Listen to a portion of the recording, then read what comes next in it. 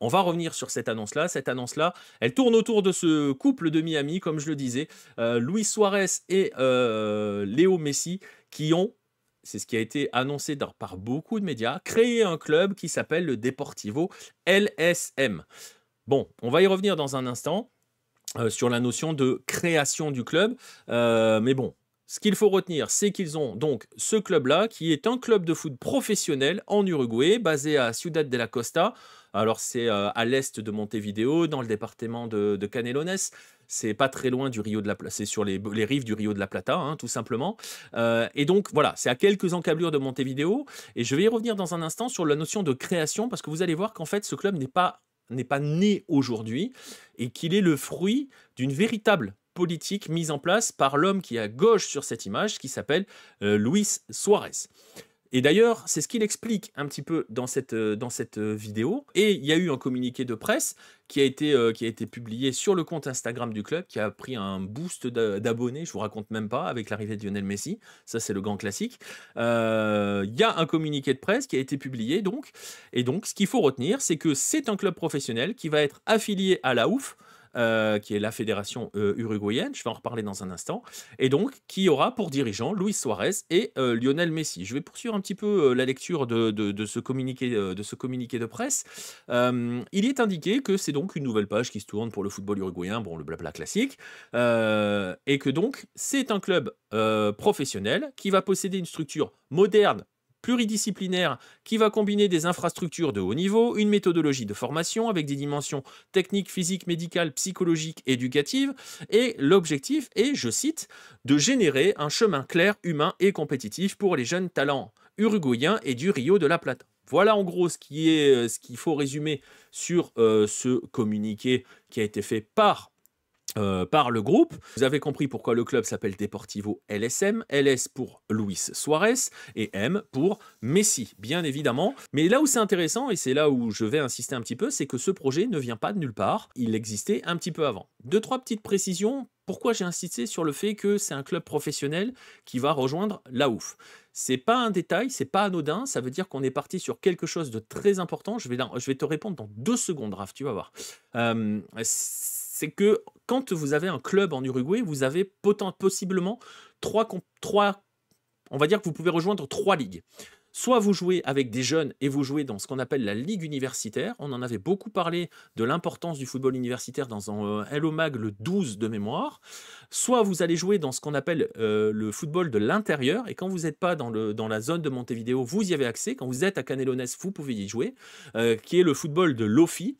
OFI, c'est Organisation de Fútbol del Interior, concrètement. Donc c'est tout le football de la province, tout ce qui est hors Montevideo. Et tous ces clubs-là, généralement, sont amateurs. Il y a quelques primes pour les meilleures équipes ou des choses comme ça, mais c'est généralement un monde amateur. Et si ça vous intéresse, il y a eu un excellent article écrit par Jérôme à l'époque sur le football de l'OFI. Si vous voulez en savoir plus sur ce football de l'intérieur, sur ces passerelles, hein, parce qu'il y a des passerelles avec la OUF qui est la fédération, enfin on ne va pas entrer trop dans le détail, mais donc ils ont choisi, eux, de rejoindre la OUF, qui est donc la grosse ligue, la ligue qui emmène vers le professionnalisme, même si, et c'est pour ça que je vais détailler un petit peu plus le parcours de ce club-là, ce club a déjà une équipe qui joue en ligue universitaire. Voilà, ils ont donc une équipe U18 qui joue en ligue universitaire depuis quelques années déjà. Pour répondre à la question de Raph, à quel niveau le Deportivo LSM va-t-il évoluer?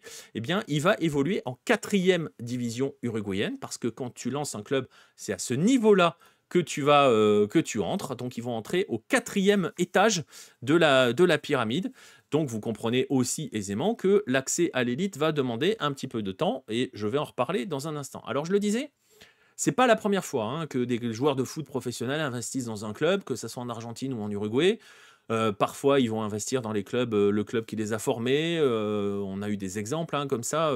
On a aussi des exemples de très récents. Le plus récent, je pense sans doute, c'est Fernando Cavenaghi, qui avait repris qui avait été président et qui avait racheté le club, la version de la version de Montevideo de Racing, mais il l'a pas gardé très longtemps puisqu'au final, il a fait une opération un petit peu d'achat-revente, hein, pour parler un petit peu crûment, puisqu'il a revendu ce club à un consortium qui s'appelle Red and Gold. On en avait parlé une fois, je n'ai pas réussi à me souvenir quand on en avait parlé. Tout ça pour dire que Red and Gold, si vous ne savez pas ce que c'est une espèce de consortium, de conglomérat entre le Bayern et le Los Angeles Football Club, Red and Gold. Red, Bayern, Gold, LAFC, qui est donc aujourd'hui propriétaire du Racing de Montevideo. Me demandez pas pourquoi, mais ils sont propriétaires. Voilà. Bref, mais là, on n'est absolument pas dans ce schéma-là. Alors pourquoi on n'est pas dans ce schéma-là? Parce qu'en fait, cette histoire du Deportivo LSM, elle a commencé en 2018, lorsque Luis Suarez a créé le Deportivo LS. LS pour Luis Suarez. L'objectif à l'époque, c'était pour lui de mettre en place des structures non seulement sportives, mais aussi humaines pour permettre le développement des gamins du coin, de la jeunesse uruguayenne, comme il appelle, pour entre guillemets offrir aux jeunes ce que lui a un petit peu connu et aurait aimé un petit peu plus connaître quand il était plus jeune. Et donc, cette structure, le Deportivo LS, a eu des équipes et a commencé notamment par le baby football. Alors le baby football, pareil, je vous fais un petit peu de publicité. Il y a un podcast, Lucarno Posé, qu'on avait fait aussi avec Jérôme. Si vous ne savez pas ce que c'est, allez l'écouter. Si vous ne savez pas quelle importance le baby football a sur le football uruguayen, ils ont ensuite mis à côté de ça une académie pour former des joueurs de foot, hein. Ils ont commencé à avoir cette fameuse équipe U18 qui participait aux ligues universitaires et ils avaient à l'époque envisagé très vite de mettre en place des U14, des U16 et à terme donc ils avaient parlé déjà en 2018 d'une équipe A. Ils ont aussi mis en place une structure de football féminin avec une équipe U14 féminine et qui joue sous les couleurs du club. Et en 2021, c'est-à-dire il y a 4 ans, au moment où l'équipe universitaire faisait ses premiers pas avec les U18, en 2021, Luis Suarez a annoncé la création de cette fameuse SAD, Société Anonyme, donc des sociétés privées. On a déjà beaucoup parlé de ce que sont les SAD dans diverses émissions, dans divers lives. Voilà, je vous encourage à essayer de parcourir un petit peu tout cela. Ce sont des sociétés sportives privées, hein, tout simplement. Il avait mis en place la SAD Deportivo LS. On est en 2021 et on sait que généralement, quand tu crées une SAD, c'est que tu vises à arriver vers le football professionnel. Ça a toujours été l'objectif et vous allez voir, hein, je vous citerai des exemples des déclarations de Suarez il y a quelques années, vous verrez que c'était vraiment l'objectif. Et l'organisation, il a vraiment organisé sa chose, donc mise en place d'une structure pour accueillir les jeunes, mise en place d'une école de baby football, d'une petite académie, mise en place d'équipes de jeunes, U14, U16, U18, masculin, féminin. Et puis, l'étape d'après, c'était quoi? L'étape d'après, c'était le complexe sportif des Ciudad Deportiva LS, qui est basé à Canelones, donc dans le département de Canelones, qui est un vaste complexe sportif qui a été créé, qui a été mis en place. Et quand je vous dis vaste complexe sportif, voilà la taille du truc. Donc, c'est un site de 8 hectares qui a des installations modernes, hein. Vous avez vu les bâtiments.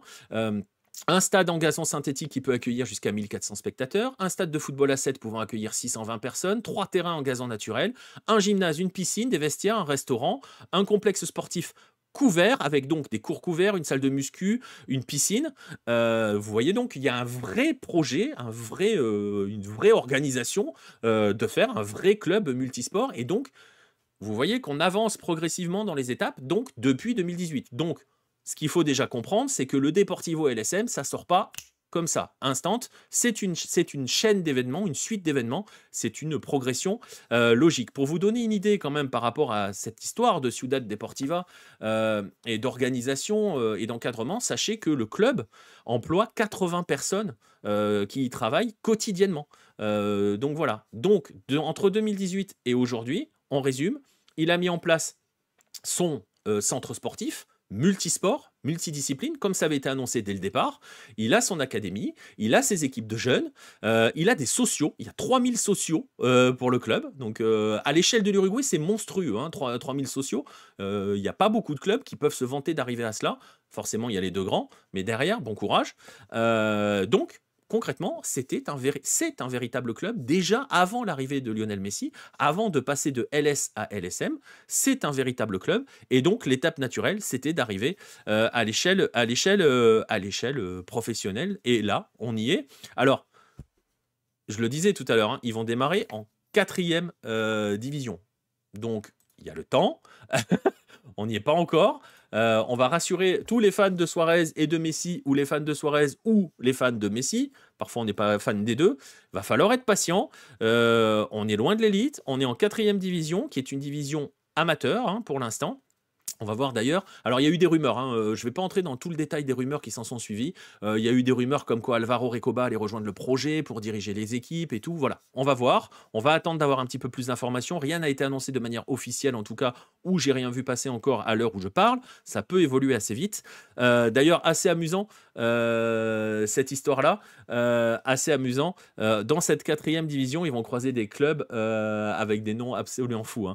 Montevideo Boca Juniors, c'est pour Vince. Estudiantes del Plata, hein, pas de la Plata, et Real Montevideo, ça va faire plaisir à Léo Messi. En tout cas, c'est bien que ces joueurs-là fassent ce genre de choses-là. C'est bien aussi, et c'est pour ça que j'avais donné l'exemple de Fernando Cavenaghi avec Racing, le côté achat-revente. Là, on n'est pas dans l'achat-revente, vous le voyez, on est sur un projet qui a déjà 7 ans, qui va étape par étape, et d'ailleurs, quand je disais, si vous êtes fan, il va falloir se montrer patient avant de les voir en première division. Imaginez que vous êtes Gérard Lopez qui reprend le Deportivo LSM, que vous faites votre business plan, votre business model, c'est-à-dire que chaque année vous montez, hein, à peu près. Si c'est le cas, s'ils montent chaque année, ils ne sont pas en première division avant 2028. Hein. Voilà, ça vous donne une idée. Sauf que Luis Suarez n'est pas Gérard Lopez, pour le coup, parce que, et c'est là où je vais vous citer ce qu'a dit Luis Suarez en 2023 quand ils ont inauguré le complexe sportif. Il y a plus d'argent au LSM qu'à Bordeaux, ça c'est sûr. Mais la phrase, écoute la citation de Suarez, elle est intéressante. À l'époque, ça s'appelait juste le LS, hein, le Deportivo LS. Le Deportivo LS est déjà une SAD, mais pour atteindre l'élite du football uruguayen, il est nécessaire de commencer en 4e division. Ce processus peut prendre environ 7 ans. 7 ans. Donc on n'est pas sur...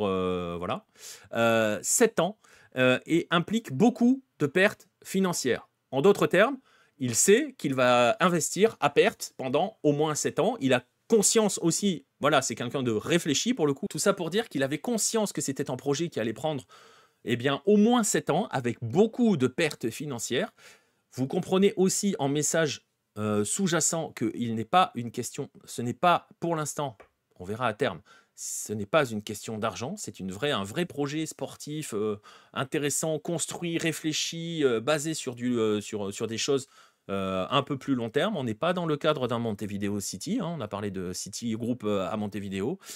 Et d'ailleurs, ce qui est assez amusant, c'est qu'en 2023, quand il avait fait toutes ces déclarations-là, en expliquant que qu'il allait falloir partir de la 4e division, qu'il allait falloir avoir au moins 7 ans et perdre de l'argent, il avait dit, 2023, notre prochaine étape, c'est la professionnalisation. On est 2 ans plus tard, et on y est avec donc le Deportivo LSM.